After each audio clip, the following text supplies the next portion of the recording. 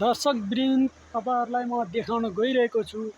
जति पनि देखिरहनु भएको छ नि, यो फाँट धान धान झुलेको हेर्नुस् त। अनि धान झुलेको, मकै फुलेको, सम्पूर्ण हेर्नुस् साथीहरु। जति पनि त्यो डाँडा जति पनि देख्नु भएको छ नि तपाईहरु, त्यो डाँडासम्म देख्नु भएन भने साथीहरु, तपाईहरुले चस्मा लाएर पनि हेर्न सक्नुहुन्छ। आँखाले भ्याएन भने पाराला चस्मा लाएर त्यो डाँडासम्म हेर्नु होला। त्यो सम्पूर्ण फाँट साथीहरु, सम्पूर्ण फाँट यहाँ माथि ल्याएर यहाँ खोला पारे पनि साथीहरु, यहाँदेखि लिएर उँधो माथि डोजर देख्नु भएको छ नि, देख्नु भएको छ नि डोजर। कसले डोजर देख्नु भएको छ कमेन्ट गर्नु होला है।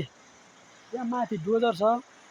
यदि तपाईहरुले त्यो डोजर तपाईले देख्न सक्नु भएन भने त्यो माथि छ, तपाईको आँखा जचाउन जानु होला।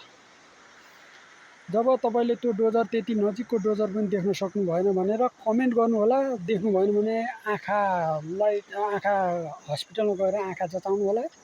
सम्पूर्ण साथीहरु, जति पनि छ यो फाँटमा साथीहरु, यो जम्मै फाँट धान मकै छ साथीहरु। र यो जति पनि देख्नु भएको छ साथीहरु, यो मेरो होइन र कसको हो त्यो पनि थाहा छैन।